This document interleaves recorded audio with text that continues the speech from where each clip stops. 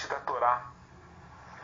Então, aqui, essa época dos Rishonim é a época que a gente chama a época dos exegetas, a época dos comentaristas. Quando a gente fala comentarista, a gente tem que tomar muito cuidado com essa terminologia, tá? A visão judaica, existe um comentário que ele vem, tá? Ele já existia, esse comentário, os sábios podem revelar vários níveis de comentário, vários tipos de comentários, mas eles não são comentários que eu falo o que eu acho, eu penso o que eu quero e vira uma bagunça, porque aí você cria outra religião, não é verdade? Ou seja, existe uma tradição nesses comentários, tá? Existe um limite até onde vai esse comentário.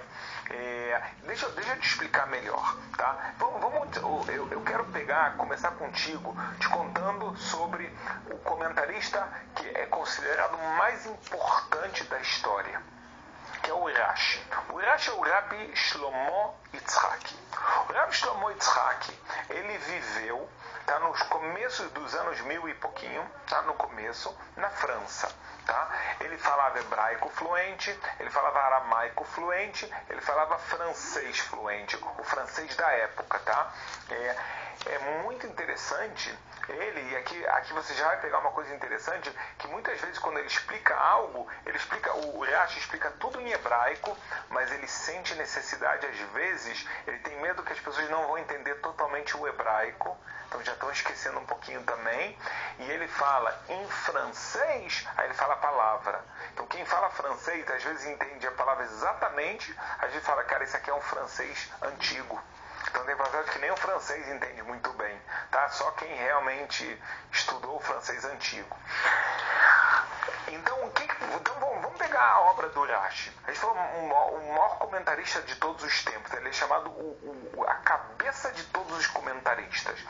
O que o Rashi fez? Então vamos começar a falar dessa obra e aí a gente vai entender mais uma etapa da transmissão da Torá. E aqui, especificamente, tanto da Torá escrita quanto da Torá oral. Então vem comigo e vamos fazer isso de forma organizada e didática, tá? Sou um cara chato, eu sempre falo isso, mas tem que ser assim. Vamos pegar o Rashi. O Rashi, o que ele faz então? Primeira coisa, a Torá. Ele já vê que as pessoas não entendem todo o hebraico, não entendem toda a situação, eles não entendem eles leem o versículo, entendem o hebraico, não conseguem entender o sentido da coisa, mas não o sentido por causa da tradução sempre. Também o sentido, o que significa, o que aconteceu e por que foi assim. Perguntas muito fortes. O que ele vem fazer? Ele vem elucidar. O Rashi, ele toma como missão, primeira missão, ele pega toda a Torá oral, toda a Torá escrita, e ele começa, e ele tece um comentário sobre toda ela. Então ele começa do livro Bereshit, tá? E às vezes ele vai explicar, a maioria das vezes ele quer explicar para que você entenda bem as palavras e entenda o significado literal de cada versículo de toda a Torá escrita, dos 24 livros. Tá? Mas ele entende também que vão surgir perguntas. Olha só que coisa interessante. O Rashi fala assim, o primeiro Rashi que aparece na Torá, primeiro comentário que ele fala é por que a Torá tinha que começar da criação do mundo? O que importa? Qual a diferença quem criou o mundo? Como Deus criou o mundo? Deus criou o mundo, mas o que importa é que a gente tem uma relação com ele, e a relação com ele vem através das mitzvot. Por que a Torá não começa com a primeira mitzvah, que é muito mais adiante? Então essa é a primeira pergunta que ele faz, e ele traz lá a resposta. E depois, o próprio Rashi vai te explicar a palavra Bereshit, a primeira palavra da Torá, qual o significado dela, e qual o significado que está por trás dela, e assim por diante. E quando você lê o comentário do Rashi, o teu entendimento, você percebe que ele fica muito mais profundo. E quanto mais você se aprofundar no Rashi, o Rashi ele tinha um poder fantástico de conseguir explicar coisas complexas com pouquíssimas palavras. Então, às vezes você nem percebe tanta genialidade no comentário dele. mas é algo extraordinário, tá? Não estou exagerando, extraordinário o comentário dele. Então vem o Rashi, a primeira coisa que ele vem fazer para você é comentário da Torá, com foco de você entender o texto, entender o contexto do texto, entender as palavras do texto, entender as coisas principais para você conseguir pegar a ideia geral. Esse é o Rashi. Se você estudar o Rashi, que eu recomendo muito, você vai ver que não vai ser tão fácil. Eu me lembro que há muito tempo atrás, tá, em hebraico, a primeira vez que eu li o Rashi, sei lá quantos por cento eu entendi.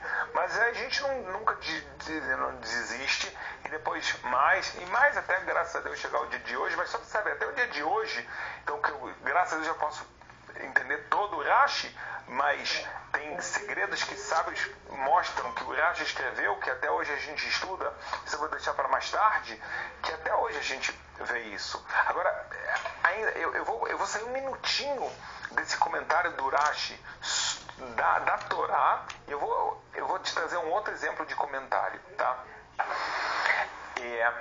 Ainda da Torá, tá? Ainda estou falando da Torá. A Torá, outro comentário. Vamos pegar a mesma época. A gente não vai sair hoje dessa época, tá? Ainda na época dos Rishonim, dos primeiros sábios. Outro sábio muito grande que existiu um pouquinho depois do Rashi foi o Ramban, tá? O Rashi, eu falei para vocês que ele viveu na França. O Ramban é o Rabi Moshe, não o Maimônides, é o Nachmanides. Nada a ver com o Rav Nachman de Breslav, tá? Rabi Moshe ben Nachman. Ele também escreve um comentário da Torá. E agora é interessante. Ele vivia na Espanha. Chegou a ele o comentário do Rashi. Chegou a ele. Tá? Ele viu e ele estudou ele. Ele sabia que o Rashi era um gigante. O próprio Nachmanides também. Agora o Nachmanides, ele, por um lado, ele quer que se entenda a Torá literalmente. Mas ele fala, mas eu quero te dar mais também. Tá? Por quê? Porque se eu não escrever agora esse comentário te dando outra profundidade no entendimento da Torá, vai ser perdido. Então o que faz o Nachmanides? Além de tratar da parte literal da Torá, que a gente chama de Pshat, ele traz inúmeros comentários da Torá de acordo com a Kabbalah. Muitas vezes ele fala, e aquele que entende do tema, do Sod, do segredo da Kabbalah, sabe o que eu estou falando? E a gente tem uma aula sobre os 4 níveis, né? É verdade, a gente tem uma aula na academia que a gente fala sobre os 4 níveis de entendimento, que se chama Pardes. Pshat, que é o literal, Remes, que são as dicas, Dalet, que é o Drash, que é o Midrash, que é um nível ainda mais profundo, e finalmente tem o Samer, que é o Sod, que é o segredo. Então o Nachmanides, ele queria te trazer isso. Então, o que a gente está vendo aqui? Que está sendo criado mais uma literatura. Por que eu estou te contando isso? Para você entender agora a literatura da Torá oral. Ela não foi inventada, ela veio por uma necessidade, era algo que o Rabino explicava na aula, e o Rabino explicava da onde? Daquilo que ele recebeu do Rabino dele, da onde o Rabino dele recebeu, do Rabino dele, até chegar a Moshe. Tá? Então vem o Rashi e ele fala, cara, o meu objetivo no meu livro vai ser não se perder esse conhecimento. Vem o Nachmanides e fala, cara, o Rashi fez um trabalho magnífico, mas eu acho que também esse conhecimento não pode ser perdido, então ele vai e faz a obra dele, do comentário dele sobre a Torá escrita.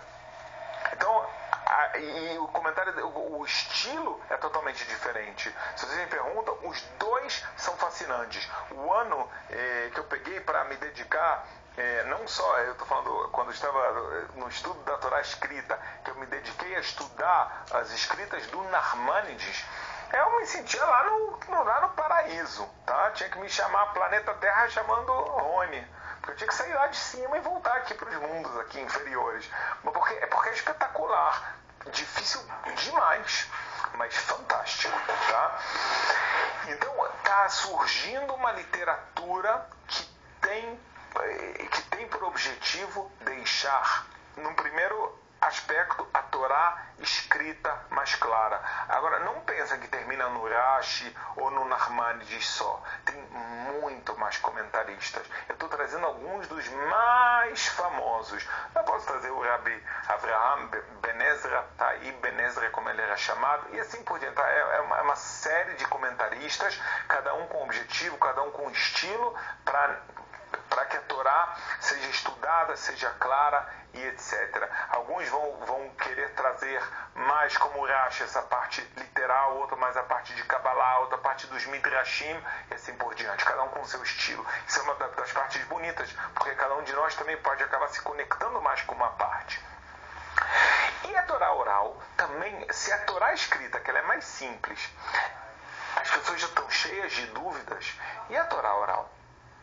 Uau! Então, o que estava acontecendo agora, historicamente? As pessoas estão estudando o Talmud e elas,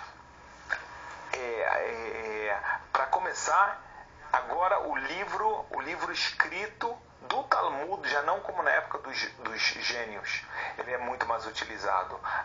A gente já tem, né? O livro já está sendo imprimido, ainda é muito caro e tudo isso, não tem tantos, não tem 1 milhão, mas já tem muito mais livros, muito mais acesso a livros, tá? Mas agora, mesmo que eles tenham livro, tinha muita gente ainda, muitos alunos que já sabiam mesmo assim tudo de cabeça, mas eles leem o texto e nem sempre conseguem entender. Então, o que surge aqui? Surge a necessidade do comentário ao Talmud, para você poder ler o texto e entender o que está sendo dito. E aí, então vem o Rashi, tá? De novo, eu estou usando o Rashi porque ele é o principal comentarista. Vem o Rashi, ele vem para você e ele começa a te explicar cada passagem talmúdica. Cada coisa ele explica. Eu falo a você, ele tem esse poder magnífico de deixar tudo muito claro. Muito, muito, muito claro. É realmente um trabalho espetacular e, é claro, e com poucas palavras. É muito difícil fazer isso. Você pega uma obra tão complexa como o Talmud e você consegue explicar ele todo com poucas palavras, conceitos tão difíceis. É isso que o Rashi fez. Vocês sabem que alguns poucos tratados não chegou até a gente o Rashi. Tem um deles ainda mais dramático, que eu vou falar para vocês sempre que eu chego lá, de verdade, me dá vontade de chorar. No Tratado de Baba Batra, tá? Um dos tratados talmúdicos, o maior deles, ainda mais ou menos no começo dele, você vai estudando o Rashi e está escrito: aqui faleceu o Rashi, nessa palavra. Aí dá vontade de chorar. Dá vontade de chorar e, de repente, então como é que a gente vai entender agora dessa forma tão boa? Quem pegou as rédeas para continuar foi um dos netos dele. O Rashi só teve filha. Quase que nem eu, porque eu tenho um filho. Quase que nem eu. E ele casou todas as suas filhas com grandes sábios. A gente vai tentar daqui a pouco falar sobre eles. E vamos ver quanto tempo permite pra gente. E um deles, e todos os netos saíram gênios muito grandes de Torá. Então um desses netos, o Rashbam, tá? Ele toma a missão de também continuar a obra do avô. Agora, quando você pega e você vê a diferença de tamanho do comentário, é enorme. Então, não só que você fica triste que o Rashi faleceu lá, você vê agora dá maior trabalho para estudar tudo aquilo, fica muito grande.